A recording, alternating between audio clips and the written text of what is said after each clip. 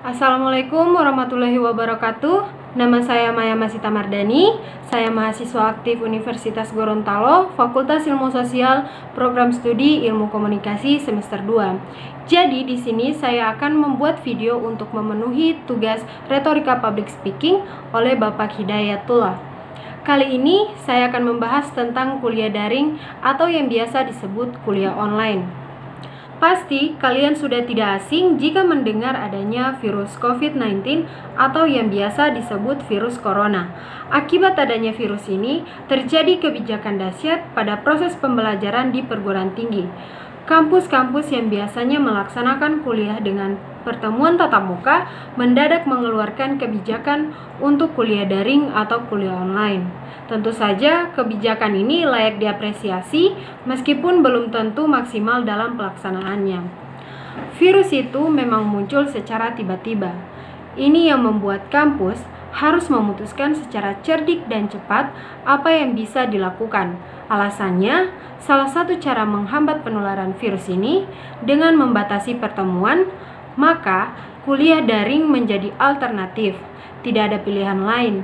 Mau meliburkan juga tentu tidak mungkin. Tentu itu sangat aneh, maka kuliah daring menjadi alternatif untuk saat ini. Apakah sedemikian mudah melaksanakan kuliah daring? Jawabannya tidak mudah. Tentu ada beberapa kelebihan dan kekurangannya. Kelebihannya yaitu orang-orang yang terlibat dalam proses belajar mengajar mau tidak mau harus melek teknologi. Sebut saja misalnya mahasiswa dan dosen.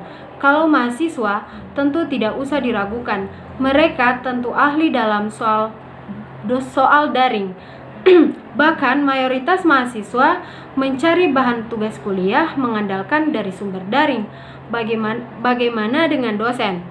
Dosen yang tidak terbiasa atau familiar dengan daring tentu akan kesulitan. Biasanya banyak di antara mereka hanya bisa mengirim surel, namun sedikit yang bisa bermain media sosial, apalagi kuliah daring.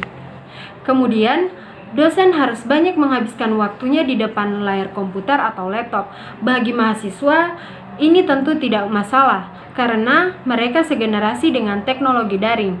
Masalah bagi dosen karena berkaitan juga dengan soal teknis mengoperasionalkan pembelajaran daring dan juga waktunya tersita di depan layar. Sementara pekerjaan lain yang harus diselesaikan di luar pembelajaran daring masih banyak. Untuk itu, tidak semua dosen akan mampu meluangkan waktunya.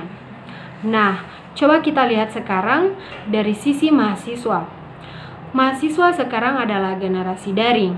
Tentu tidak asing lagi dengan sistem yang berkaitan dengan daring. Mereka juga akan mudah menyesuaikan apa yang disyaratkan dengan pembelajaran daring. Masalah yang muncul adalah mereka harus daring di mana?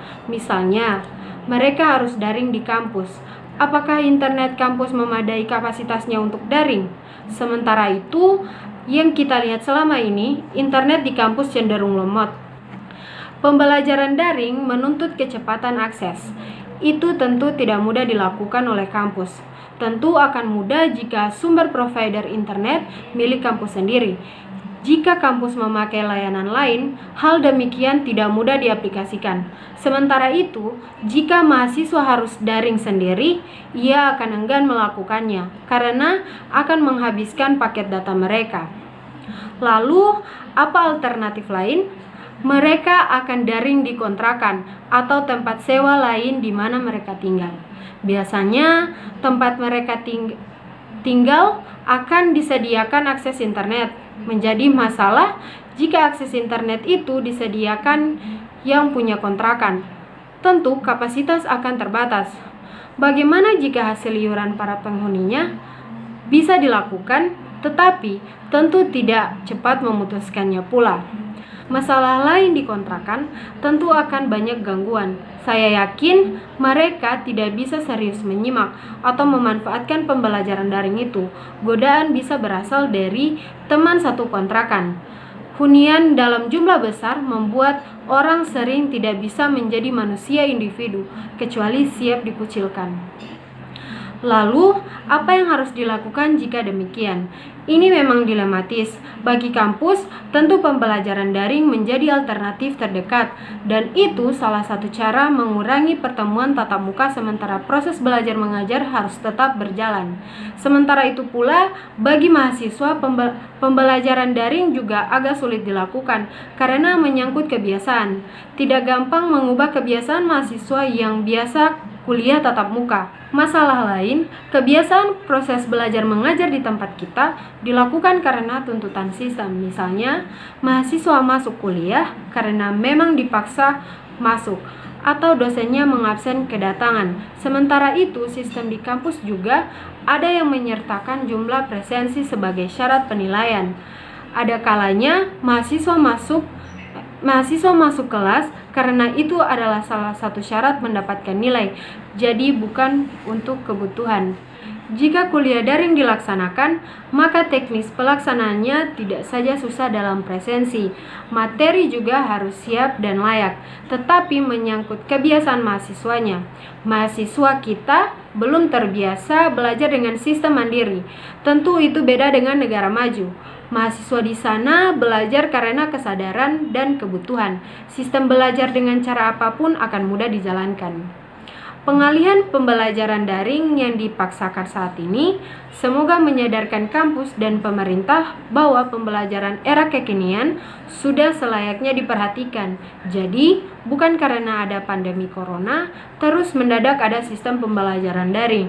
Apakah nanti setelah tidak ada wabah, sistem akan berhenti begitu saja?